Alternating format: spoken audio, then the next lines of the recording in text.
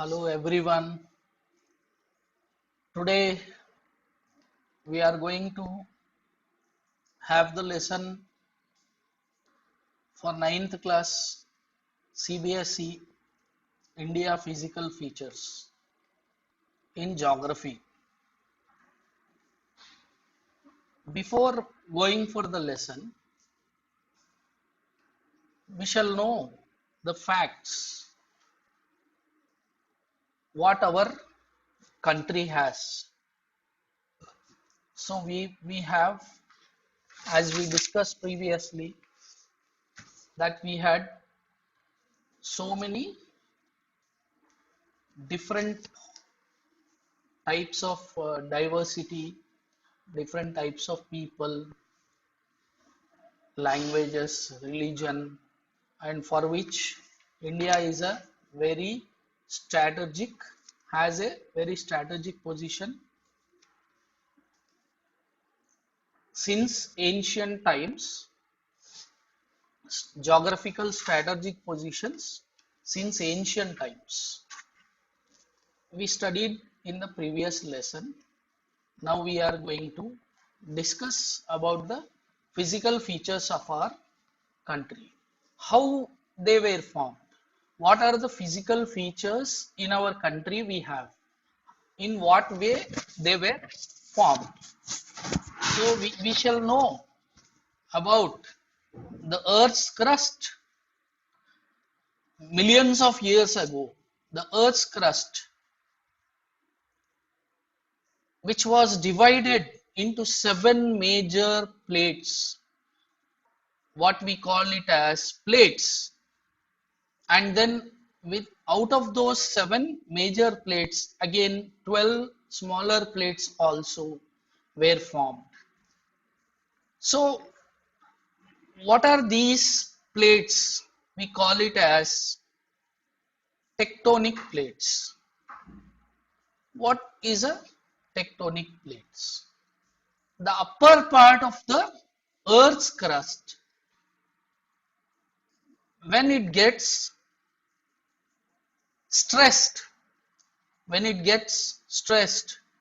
then there will be some disturbance in the earth crust, and by which these tectonic plates get disturbed, and then they may divide apart or they may break away, by which even we see the calamities like volcanoes, earthquakes, tsunamis, etc. So how many types of plate boundaries we have? They are convergent boundary. What do you mean by convergent boundary? Convergent boundary means the word convergent only says that it is coming together, that is squeezing together. Then divergent boundary. Divergent boundary is pulling apart. And finally, the third one is transform boundary. Transform boundary is moving sideways. Moving sideways. Now, again, convergent. The plates are converging in this manner. Divergent is pulling apart. Then transform boundary is again moving sidewise.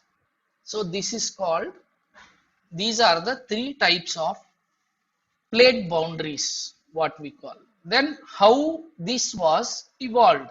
Evolution of physical features. Plate movements influence this evolution of relief features of India. And as the history says, millions of years ago, we, India, and most of the Asian countries, they belong to the Gondwana land. What we call it as Gondwana land. When the tectonic plates got separated, these parts of Asian countries and some of the Eastern countries also, they all were belonging to Gondwana land. And then with these plate movements, even our Himalayan mountains were formed, and they rose out from the sea called Tethys Sea. Tethys Sea. From the sea they rose, and Himalayan mountains they rose. This all happened millions of years ago. Then after that, we have all the new mountain ranges in the Himalayas, and we are going to learn. Before that, we are going to have a small PPT. Along with that, we can move ahead. Now we are going to learn about the physical features of our country. What are those physical features? In that, first we are going to learn about the northern mountains. The northern mountains. So first we are going to learn about the mountain ranges. So the northern mountains consists of the Trans-Himalayan ranges. The Himalayan ranges. Okay, coming to our PPT, we shall start with the PPT so that you can understand in a better way. So here, India is a vast country with varied landforms. Our country has practically all major physical features of the earth. That is, we have mountains, plains, deserts, plateaus, and islands. We have 5 different types of features, physical features. So we shall learn one by one. India is a large landmass formed during different geological periods. As we discussed millions of years ago, there were so many changes. So which these geological periods which has influenced her relief. So what were the changes came which took millions of years? Besides these geological formations, a number of processes such as weathering, erosion, and deposition have created and modified the relief its present form. How the changes come in these process because of the climatic conditions. Majorly, they are the climatic conditions. Like, what do you mean by weathering? Weathering is the upper structures of the mountains which are coming out, and then erosion, they are getting carried away either by wind or water or any way, and then they are carried with the flow of the water or the wind, and the place where they go and settle down, that is called deposition. We call it as deposition. Causes of plate movements. What do you mean by causes of plate movement? The movement of the plates result in building up of stresses within the plates and continental rocks above, leading to folding, faulting, and volcanic activity. So when the plates are getting disturbed, what happens? Suddenly the earth's crust will have some movement. So with this movement they get disturbed, and all the rocks, they start folding or faulting or going apart, or then some sudden volcanic activity also starts.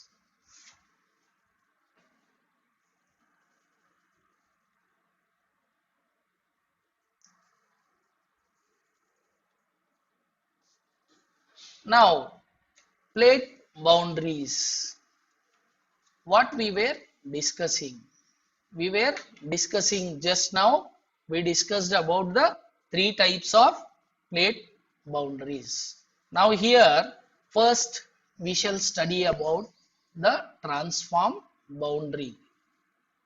In the event of two plates coming together and they may either collide or crumble or may slide under the other. At times they may also move horizontally past each other and form transform boundary. So see the picture how they get transformed. See the arrow mark there. One is going in another direction, the other one is going to different direction. So this is called transform boundary. Second one, convergent boundary. When some plates come towards each other and form convergent boundary. When they come each other, they form convergent boundary towards each other. See the arrow marks and see how earthquakes and volcanoes are erupted.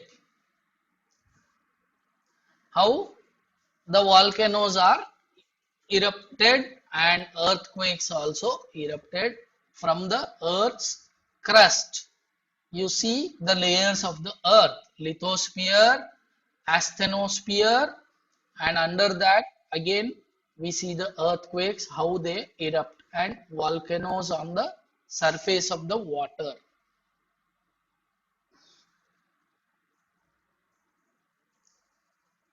Then next, the third one is divergent boundary. Some plates move away from each other and form divergent boundary. They move away from each other. So here we see mid-ocean ridge. So there will be a gap formed in between the oceans because the plates are moving away from each other.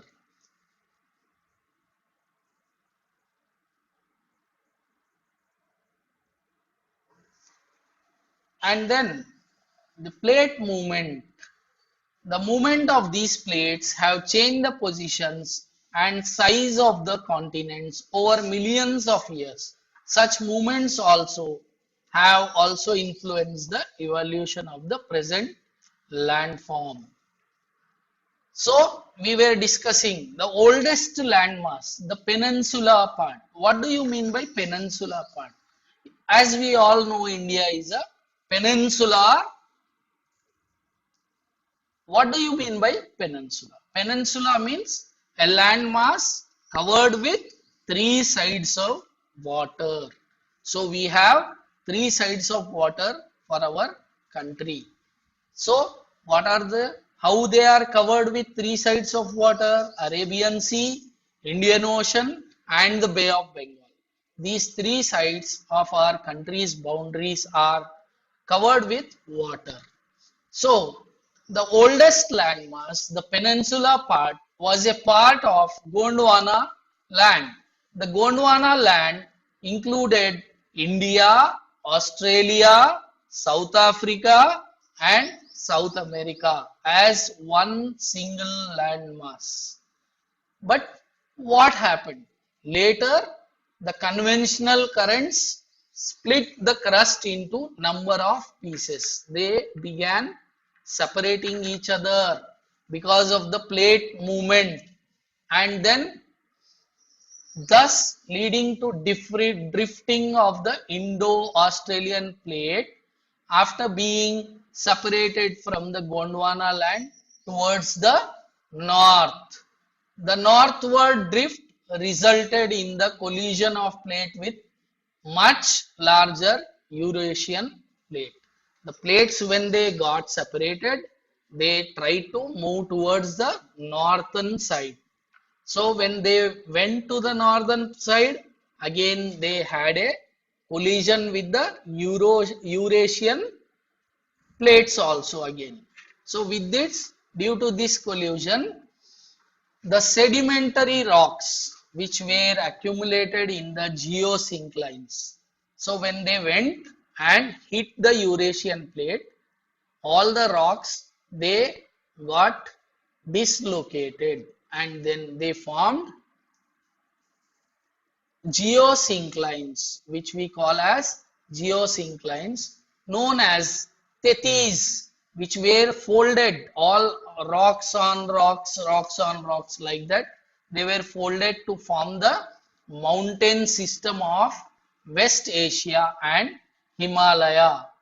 The Himalayan uplift out of the Tethys Sea and subsidence of the northern flank of the peninsular plateau resulted in formation of a large basin. What is basin? We are going to study during the river systems. In due course of time, this depression gradually got filled with deposition of sediments by the rivers flowing from the mountains in the north and peninsular plateau in the south. So once when the Himalayas were formed, afterwards many rivers emerged from the Himalayan mountain ranges, and while they were flowing from the top of the Himalayas to the landmass, they brought all the sedimentation, and then slowly all these sediments were brought down with the flow of the water and they got deposited on the large plain lands forms, and with this on these landforms they became all the plains where it became most fertile lands were formed. So now, major physiographic divisions of our country. One is the Himalayan mountains. Second one is the northern plains. Third one is the peninsular plateau. Next is the Indian deserts. Finally, it is the coastal plains and the islands. So many type of physiographic divisions we have in our country. So India is having almost all types of climatic conditions. Along with that, we have so many 6 types of major physiographic divisions of our country. So first we shall once again talk about it. That is, we have 6 major physiographic divisions of India. First one is the Himalayan mountains. Second one is the northern plains. Third one is the peninsular plateau, the Indian desert, the coastal plains and the islands. So now we shall start studying about the Himalayan mountains. The Himalayas, geologically young and structurally fold mountains, stretch over the northern borders of India. These mountain ranges run in a west-east direction from the Indus to the Brahmaputra. Now, where is the Indus? Most of the Indus river is flowing from the Himalayas towards the western part of India. That is, it is flowing into the even our neighboring country Pakistan. And where is Brahmaputra? It is almost in the extreme eastern side of our country. That is, it is originating from India, flowing back to China, and from there again it is coming back into our country. The Himalayas represent the loftiest and one of the most rugged mountain barriers of the world. They form an arc. Arc means what? Almost like a part of semicircle. So it will be like this. A part of semicircle, that is called arc. You are all doing arc in your geometry in mathematics. You are drawing an arc. when you are doing any geometry problems. So they form an arc which covers a distance of 2400 kilometers. Their width varies from 400 kilometers in Kashmir to 150 kilometers in Arunachal Pradesh. The altitudinal variations are greater in the eastern half than the western half. See, what do you mean by altitude?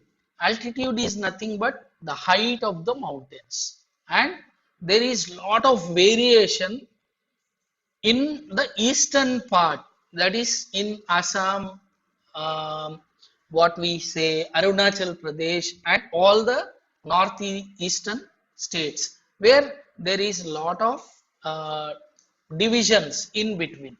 Whereas in Kashmir, it is a continuous altitudinal mountains when you see in Kashmir.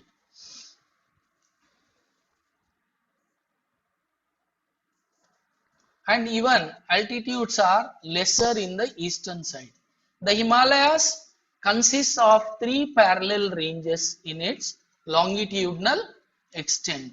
How do we say that? Longitudinal means all the longitudinal size we are going.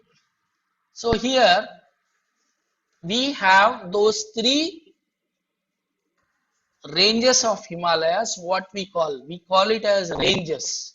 The first one is the greater Himalayas, then the lesser Himalayas, and the final third one is the Shivalik hill ranges. So when you see in our physical map of our country, the northern part, the upper part, most of the Himalayas are in a altitudes are very high and their peaks are very high. So they come under greater Himalayas, and in the middle part we get the lesser Himalayas, and the third one is the Shivalik hill ranges, and we shall study them in detail.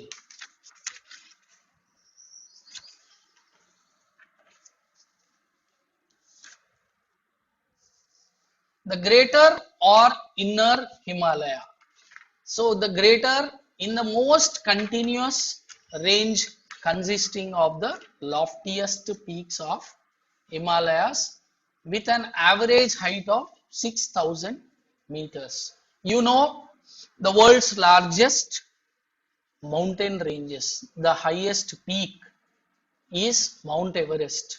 Now it is in the country Nepal, but they are in the Himalayas. So the highest peak, it is about almost above 9,000 meters, but they come under the greater Himalayas. So all the mountain ranges are calculated, an average is taken, and here we say that with an average of 6,000 meters. It contains all the prominent Himalayan peaks like Mount Everest, which is 8,848 meters in Nepal, and in India we have the highest peak as 8,598 meters, which is Kanchenjunga, which is situated in Sikkim, in the state Sikkim in our country.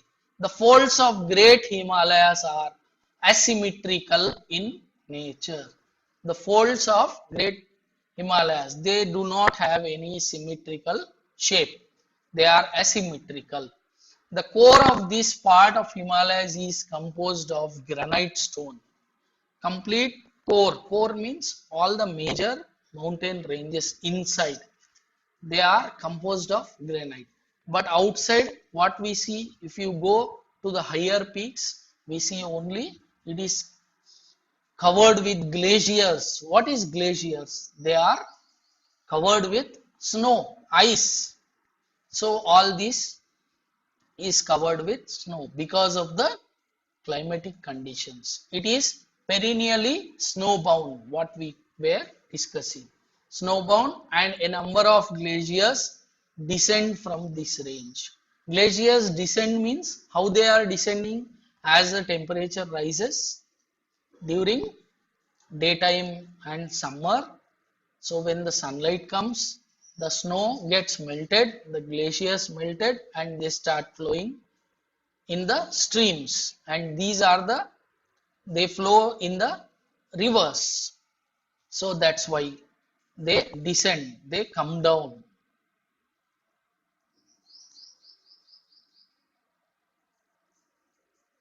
Now, next one is Himachal or Lesser Himalayas.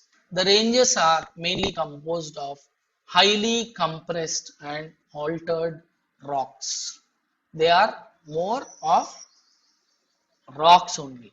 You find little lesser snow in these ranges because the altitude is reducing. The altitude varies between 3,700 and 4,500 meters, and the average width is of 50 kilometers. Only the average is of 50 kilometers. Width is the distance from when we see the ranges. While the Pir Panjal range forms in the longest and most important range, the Dauladhar and the Mahabharata ranges are also prominent ones. So these are the names of the ranges here. This range consists of famous valley of Kashmir, Kashmir Valley, what we call the Kangra, and the Kullu Valley. Kullu is a hill station, valley. Manali is a hill station. And in the Himachal Pradesh, in the state of Himachal Pradesh. This region is well known for its hill stations, as we were talking. Then finally the last one is the Shivaliks. When they are coming towards the southern part from the north to south, they extend over a width of 10 to 50 kilometers and have an altitude varying between 900 and 1100 meters. These ranges are composed of unconsolidated material such as mud, silt. Silt means semi-solid mud. Semi-solid mud and soft rocks. Soft rocks and is prone to earthquakes and landslides. Why it is prone to landslides? What do you mean by landslide?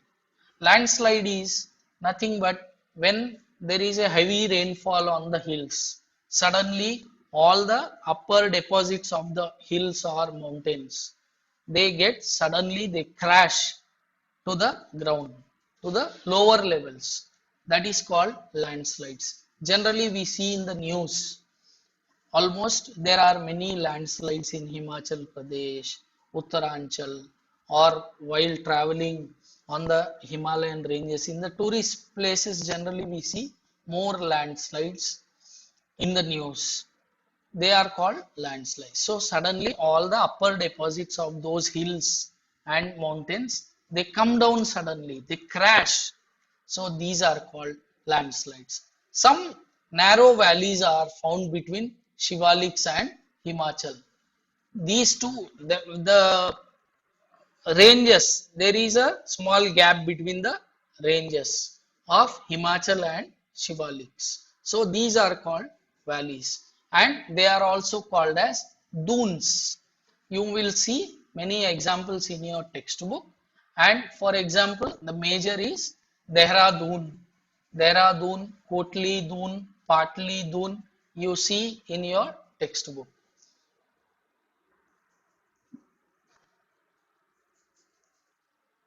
So these dunes are the settlements between the mountains, that is between the Shivaliks and the Himachal. They are also like a small valleys. So here you see some highest peaks of the Himalayas, even which is available in your textbook also. So you can go through it and learn the altitudes of the